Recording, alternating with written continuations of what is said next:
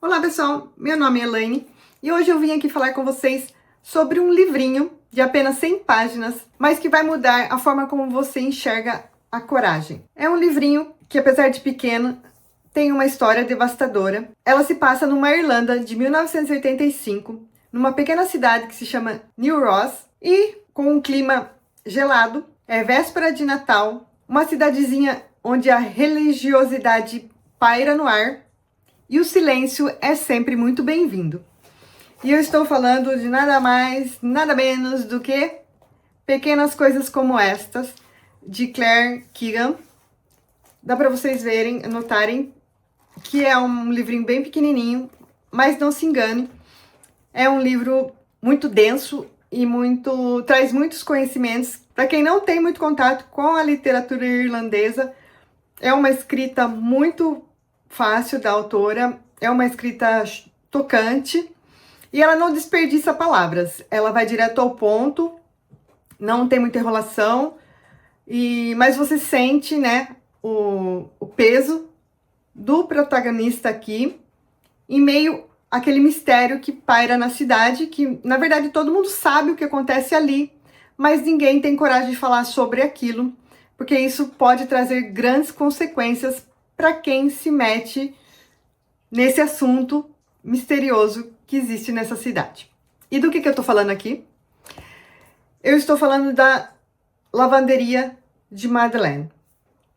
A Lavanderia de Madeleine é um asilo, ele se denomina como asilo, para mulheres que são consideradas fora dos padrões da sociedade. O primeiro asilo de mulheres, eu vou falar mais aqui quem são essas mulheres, né? Mas vou começar falando primeiro do asilo. Ele foi fundado em 1758 e ele tinha na grande Europa, na América do Norte, e ele abrigava mulheres com deficiência física e mental, mulheres rebeldes, consideradas rebeldes, né? Mães solteiras, mulheres que tinham sido violadas, que não podiam mais se casar, né? Por esse motivo. Mulheres que eram consideradas com caráter duvidoso, promíscuo, moralmente corrupto, assim como as prostitutas. E essas mulheres que tinham essa denominação, né, que fugiam dos padrões da época, elas eram enviadas para esses asilos. E esses asilos, foram inaugurados inicialmente pela Igreja Protestante, mas depois foram gradualmente ficando sob o controle da Igreja Católica. Eram as freiras que cuidavam dessas instituições e elas recebiam auxílio de empresas privadas, de outras instituições que estavam ali para sustentar essas meninas. Só que uma vez que essas meninas entravam nesse lugar, provavelmente elas não sairiam mais. Quando elas entravam nesses locais, seus nomes eram mudados.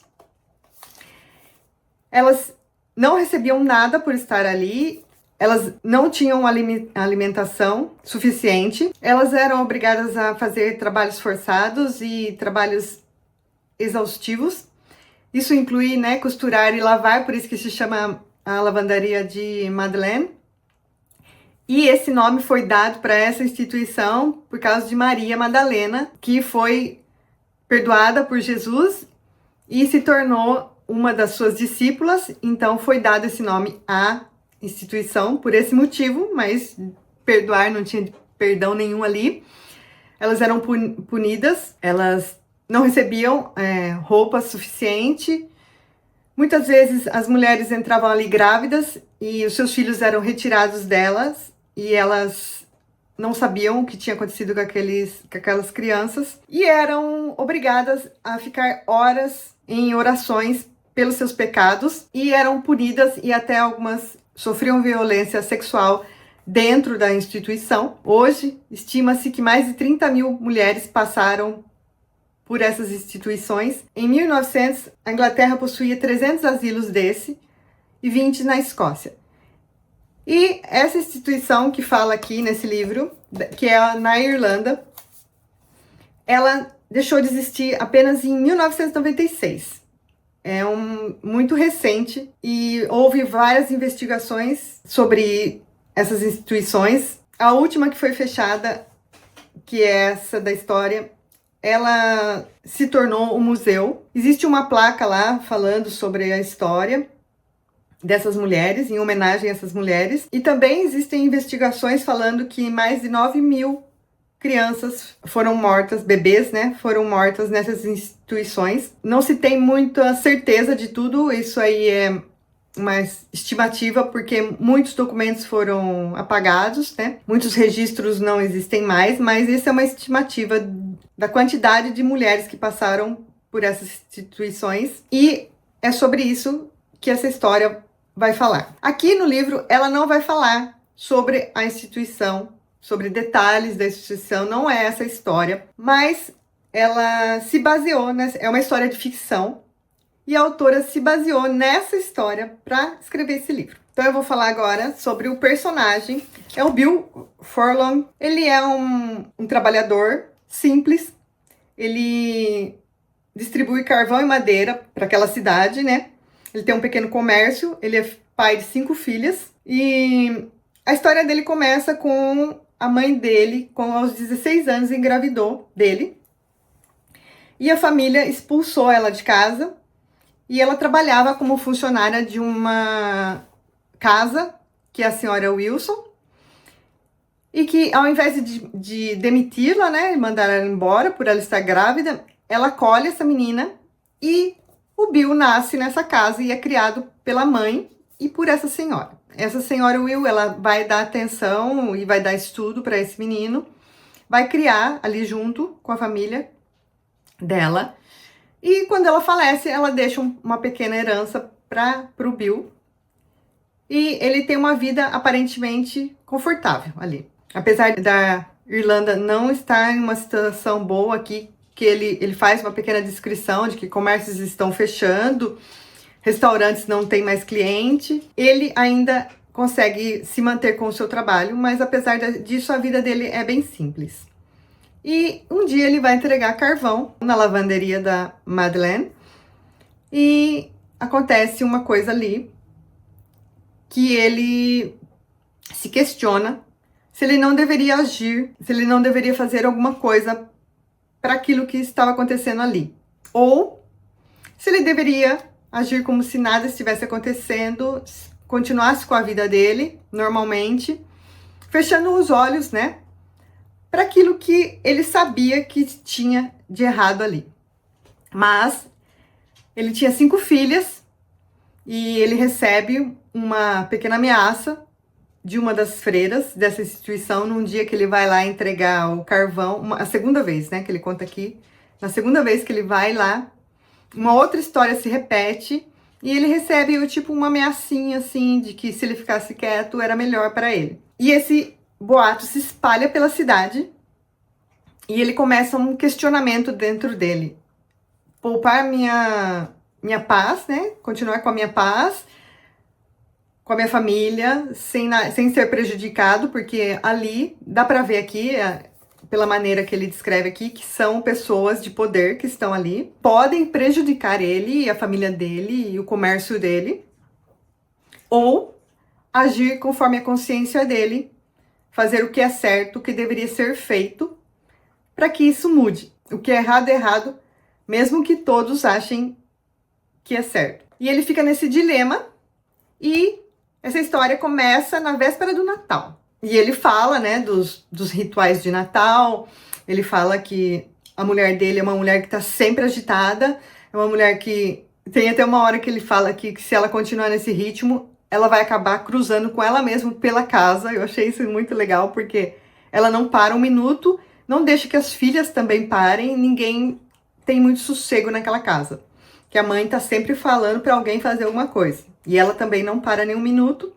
E ele fala sobre essa falta de paz dentro da própria casa também, ele é um questionamento dele. No dia do Natal mesmo, algo vai acontecer aqui, ele vai em direção à lavanderia de Madeleine, e uma coisa acontece aqui que eu não vou falar, que é o final do livro, né? E vocês vão ter que ler para saber o que vai acontecer. Vocês acham que ele vai agir pelo que o coração dele diz? Ou você acha que ele vai continuar prezando pela sua paz e pela paz da sua família, e as coisas vão continuar como estão. Aí vocês vão ter que ler para saber, porque eu não vou falar, né?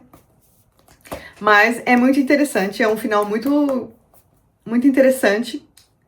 Achei que a autora deveria escrever um pouquinho mais, porque eu queria saber um pouco mais o que acontece, mas não foi isso que aconteceu.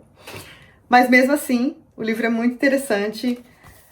Depois eu fui pesquisar, né, sobre a Lavanderia Madeleine, por isso que eu falei bastante sobre ela aqui, né, o que eram essas instituições. Fiquei um pouco chocada, porque eu não sabia que isso existia. Achei que essas instituições não tivessem durado tanto tempo, porque eu acho que 1996 é um período bem longo. Já estávamos em uma época em que isso, talvez, na minha mente, na minha concepção, não existisse, não pudesse existir, mas sim, existiu. E em 2013 foi feito um pedido de desculpa pelo primeiro-ministro da Irlanda para essas mulheres. E hoje essas instituições não existem mais, mas existem aí os resquícios dessa memória de mulheres que tiveram suas vidas, né, impedidas de serem quem elas queriam, ou de ter seus filhos em seus braços, ou de constituir uma família, porque elas ficaram presas nesses lugares, né, porque era mais de um, que aqui eu tô falando da Irlanda, e muitas vezes morreram dentro dessas instituições, só pelo simples fato de serem contra o que estava sendo pregado ali, naquela época, como o certo a uma mulher se comportar. E tantas atrocidades que devem ter acontecido nessas instituições foram investigadas, né? Mas isso não faz com que essas mulheres recuperem as suas vidas, né? Mas foi feito, mesmo assim, foi feito um pedido de desculpas em 2013. Eu vou falar um pouco sobre a autora. Eu vou ler aqui atrás, né? Porque ela ganhou muitos prêmios. A história de Claire Keegan. Reconhecida autora de contos, estão traduzidos para mais de 35 idiomas. Antártica, 1999, ganhou o prêmio de Rony, de literatura irlandesa.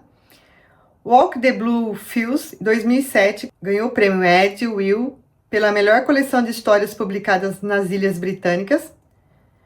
Foster, Acolher, 2010 em Londres, 2023 Lisboa, ganhou o prêmio David Burns e em 2020 foi escolhido pelo The Times como uma das 50 melhores obras de ficção publicadas no século XXI.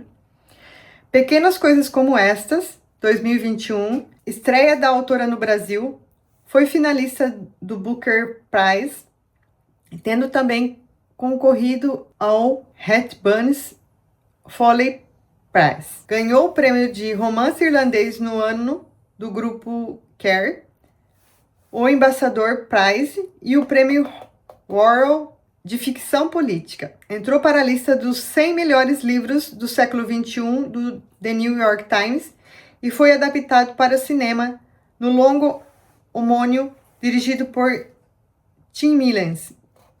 Keegan também publicou The Foster em 2019 e So Late in the Day, em 2023.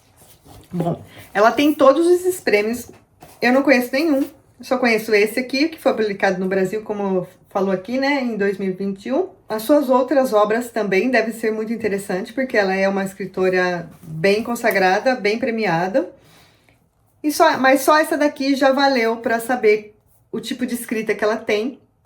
E com certeza, se houver mais algum livro dela em português, eu fiquei curiosa para ler mais. Deixa eu falar um pouco da tradução. A tradução é de Adriana Lisboa.